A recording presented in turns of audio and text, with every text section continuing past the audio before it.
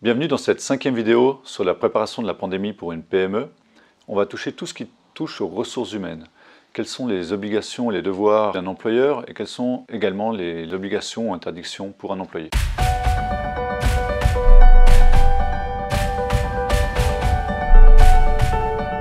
Depuis mars 2020 et le début du confinement en Europe, les règles liées aux ressources humaines ont énormément changé, que ce soit par pays, par région ou même par ville.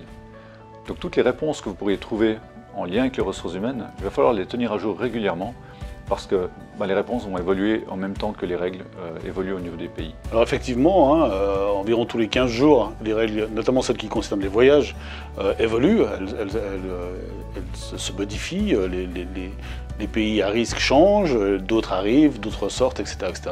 Donc il faut effectivement tout le temps se référer au site de référence dont on a déjà parlé dans les vidéos précédentes. Donc tenez-vous au fait et soyez au courant de ce qui se passe tous les 15 jours.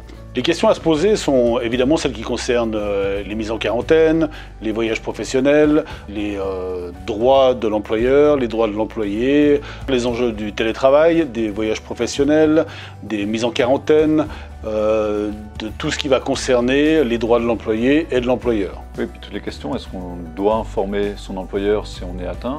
Est-ce qu'on a, en tant qu'entreprise, en tant qu'employeur, une obligation de prévenir les autorités si on a un cas de Covid dans son entreprise? Tout ça, c'est des choses, il va falloir que vous soyez vraiment au clair. Se tromper et ne pas respecter des règles en lien avec les ressources humaines pourrait avoir des conséquences qui sont facilement évitables dès le moment où on connaît les règles à l'avance. En fonction de votre domaine d'activité, de vos syndicats, des conventions de travail, conventions collectives, les règles peuvent s'appliquer ou non. Elles peuvent être différentes d'une entreprise à l'autre ou d'un domaine d'activité à l'autre, en étant des fois plus souples ou plus contraignantes. On le répète souvent. Chaque fois que vous allez trouver une source d'information sur laquelle vous allez vous appuyer pour prendre une décision ou faire une communication à vos collaborateurs, il faut chaque fois noter cette source. Notez l'heure à laquelle vous l'avez, la date à laquelle vous l'avez consulté ou vous l'avez trouvé, et puis la source ou la référence, le site web. La meilleure chose encore étant de faire un PDF, donc faire imprimer fichier PDF par exemple. Ça, tous les ordinateurs peuvent le faire aujourd'hui. Et puis dans le nom du fichier, vous pouvez toujours mettre la date, l'heure, la source et éventuellement le sujet que vous avez gardé. Effectivement, et encore une fois, recherchez les sources officielles. C'est là-dessus qu'avec les sources officielles que vous pourrez prendre les bonnes décisions. Clairement, le gouvernement établit un certain nombre de règles qui sont des règles générales, et ensuite de ça, ces règles peuvent être modifiées dans les cantons, dans les villes, peut-être même par secteur, par quartier, etc. etc. Il faut se tenir au courant de tout ça. Vous trouverez au bas de cette vidéo, dans la description, un certain nombre de questions qu'on a agrégées pour vous faciliter le travail. Prenez ces questions et soumettez-les à vos RH, par exemple, pour avoir les réponses.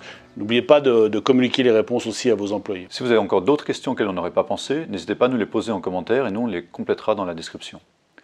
En attendant, soyez pragmatiques. Voilà, j'espère que ça vous a plu. Cette vidéo nous a demandé du temps pour la réaliser en plus de notre activité de consultant. Si elle répond à vos attentes et qu'elle vous est utile, nous pourrons en produire d'autres du genre. Alors si vous voulez d'autres vidéos, n'hésitez pas à commenter, liker, partager. Et par vos commentaires, vous pouvez aussi nous indiquer quel sujet lié à la sécurité de l'information ou à la résilience des entreprises vous voudriez qu'on développe.